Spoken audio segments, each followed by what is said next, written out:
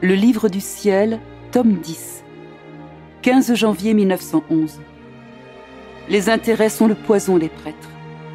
Les inconvénients qui surviendront si le prêtre reste attaché à sa famille.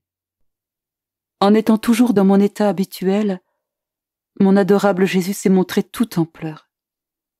La céleste maman me l'a amené afin que je puisse l'apaiser autant que possible.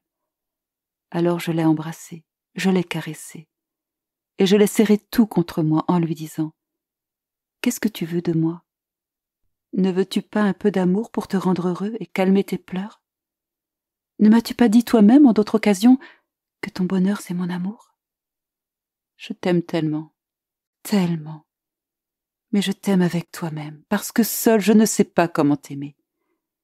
Donne-moi ton souffle brûlant qui fait fondre tout mon être en une flamme d'amour, et après je vais t'aimer dans le cœur de tous. » Mais qui peut dire toutes mes étourderies? Il semble qu'il s'est calmé un peu. Pour distraire mon doux amour de ses pleurs, je lui ai dit « Ma vie est mon tout, console-toi.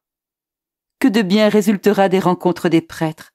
Oh, comme tu seras content !» Immédiatement, Jésus a dit « Oh, ma fille, les intérêts sont le poison des prêtres. Les intérêts se sont tellement infiltrés chez les prêtres que cela a empoisonné leur cœur, leur sang, et jusqu'à la moelle de leurs os. Oh, comme le démon a su bien tresser, ayant trouvé leur volonté disponible à être tressée. Ma grâce a utilisé tous ces artifices pour former en eux des tresses d'amour et pour leur donner les antidotes nécessaires pour combattre les intérêts. Mais ne trouvant pas leur volonté disposée, ma grâce n'a pu tresser très peu ou rien de ce qui est divin. Alors le démon, sachant qu'il perd beaucoup en ne pouvant pas totalement empêcher ces maisons de rencontre de prêtres, se contente néanmoins de maintenir le filet qu'il a tressé avec le poison des intérêts. Oh, tu pleurerais avec moi si tu voyais combien ils sont peu nombreux, ceux qui sont disposés à s'isoler physiquement et de cœur de leur famille, et disposés à rejeter le poison des intérêts. Ne vois-tu pas comment ils se débattent entre eux à ce sujet? Comment ils demeurent agités?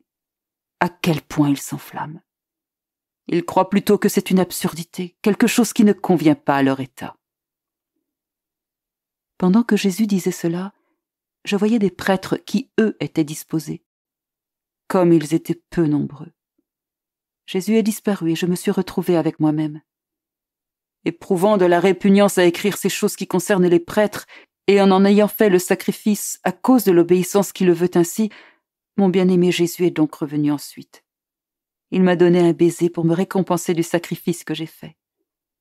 Il ajouta « Ma fille bien-aimée, tu n'as pas tout dit au sujet des inconvénients qui surviendraient si un prêtre demeurait entravé à cause des liens avec sa famille. Les nombreuses vocations manquées pour lesquelles l'Église pleure amèrement en ces tristes temps. Certainement, on voit beaucoup de prêtres modernistes, beaucoup de prêtres en manque de piété, de vraie piété, beaucoup qui s'adonnent au plaisir, à l'impureté, beaucoup d'autres qui considèrent que perdre son âme c'est rien, sans la moindre amertume. Et les si nombreuses autres fautes qu'ils commettent. Ce sont des signes de vocation manquée. Si les familles voient qu'il n'y a plus rien à espérer de la part des prêtres, le bonheur d'encourager leurs enfants à devenir prêtres ne leur viendra plus. La pensée ne viendra pas chez les enfants, ni d'enrichir, ni d'élever leur famille à travers le ministère des prêtres. J'ai répondu « Oh mon doux Jésus, au lieu de me dire ces choses, va voir les chefs, va voir les évêques, puisque ce sont eux qui ont l'autorité. Ils peuvent en arriver à te contenter sur ce point. Mais pauvre petite, moi, qu'est-ce que je peux faire? Je peux seulement sympathiser avec toi, t'aimer et te faire réparation. » Jésus me dit « Ma fille, allez voir les chefs, allez voir les évêques. Le poison des intérêts a envahi tout le monde. Et puisque presque tout le monde est en proie à cette fièvre pesteuse, le courage d'apporter la correction nécessaire leur manque, ainsi que le courage d'élever une barrière entre les prêtres et ceux sur qui ils dépendent. De plus, je ne suis pas compris par quelqu'un qui n'est pas dépouillé de tout et de tous.